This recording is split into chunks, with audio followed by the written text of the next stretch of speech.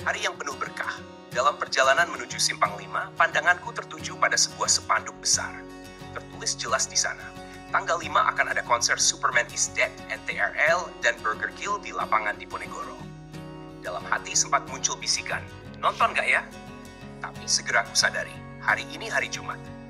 Maka aku pun memilih singgah di masjid untuk menunaikan kewajiban sholat Jumat. Usai Jumatan, aku melanjutkan perjalanan. Menjelang Simpang 5, suasana berubah agak riuh.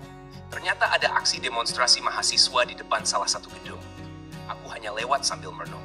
Semoga perjuangan mereka membawa kebaikan dan tetap dalam batas yang diridhai Allah.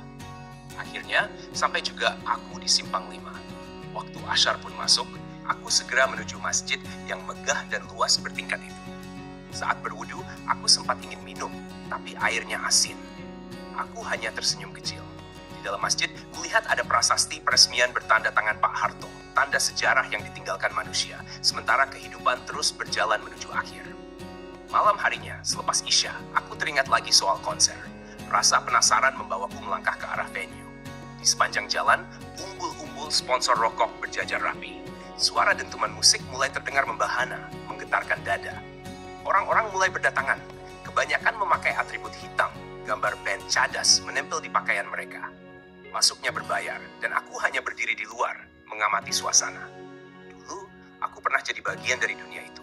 Konser metal sudah biasa. Hammer Sonic, festival metal terbesar se-Asia Tenggara, pernah beberapa kali kuhadiri. Aku pun menyukai musik keras, sampai memanjangkan rambut untuk bisa lebih leluasa headbang dan moshing. Tapi malam itu terasa lain. Ada keganjilan dalam hati. Suasana yang dulu terasa menggugah, kini justru terasa kosong. Batinku seperti diberi peringatan. Kaki ini pun seperti mendapat perintah, tinggalkanlah. Dan aku pun memilih menjauh. Aku kembali ke alun-alun Simpang 5. Tiduran santai di atas rumput, menatap langit malam yang dipenuhi bintang. Di situ aku merenung. Langit, sebuah ciptaan Allah yang luar biasa. Salah satu rahasia terbesar yang tak mampu dijangkau oleh akal manusia, bahkan dengan teknologi tercanggih sekalipun. Aku teringat suatu ketika bertanya kepada seorang kiai. Kiai, langit itu wujudnya seperti apa sih? Beliau hanya tersenyum dan menjawab, kayak orang Badui yang diceritakan tentang Jakarta. Hanya bisa membayangkan, tapi tak akan pernah benar-benar memahami. Mungkin memang akal ini belum mampu menerima hakikatnya. Mungkin suatu hari nanti Allah akan bukakan tabir itu. Aku jadi ingat dulu pernah memberikan teka-teki kepada teman. Sesuatu yang setiap hari kita lihat sejak kecil, warnanya kelihatan, tapi nggak pernah kita tahu wujud aslinya. Apa hayo? Jawabannya lucu-lucu. Kentut? Angin? Padahal yang kumaksud adalah langit.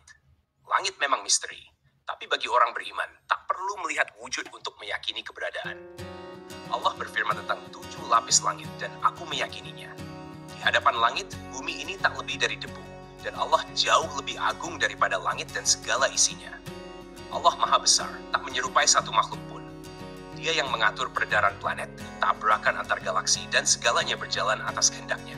Sedang manusia, hanyalah debu kecil di tengah semesta, tapi sering lupa diri, merasa hebat, kuat, berkuasa. Padahal, kita tak bisa hidup tanpa seizinnya.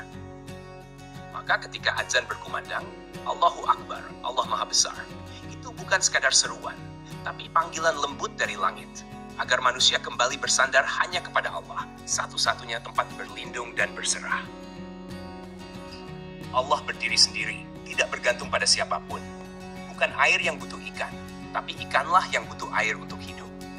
Bukan listrik yang butuh lampu, tapi lampulah yang butuh listrik agar dapat menyala dan memberi cahaya. Begitu pula, bukan Allah yang butuh makhluknya, tapi seluruh makhluklah yang butuh Allah. Tuhan yang maha berdiri sendiri, yang maha cukup. Allah tidak membutuhkan ibadah kita. Kalaupun seluruh manusia di muka bumi ini sujud siang dan malam, bertakbir sepanjang hayat, atau sebaliknya, tidak satu pun yang beribadah kepadanya, kemuliaan dan keagungannya tak akan berkurang setitik pun. Namun ibadah itu justru perintahnya sebagai bentuk rahmatnya kepada kita. Karena hakikatnya, ibadah adalah untuk kemuliaan jiwa manusia itu sendiri. Bayangkan jika engkau adalah seorang yang luar biasa dermawan, punya kekayaan tak terbatas, empati mendalam, dan membuka banyak pabrik di berbagai penjuru. Lalu engkau berkata kepada kaum miskin, masuklah dan bekerjalah di tempatku, ikuti aturanku, maka semua kebutuhanmu akan kutanggung. Begitupun Allah, membuka pintunya, menyediakan jalannya, dan menjanjikan ganjaran terbaik bagi mereka yang berserah dan taat kepadanya. Fitrah manusia memang lemah, mudah lalai, sering khilaf, dan selalu butuh tempat bersandar. Dan tiada tempat bersandar yang lebih kokoh selain Allah, Al-Qawi, yang maha kuat.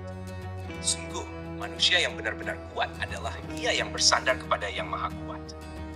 Catatan kecil ini adalah pengingat untuk diriku sendiri.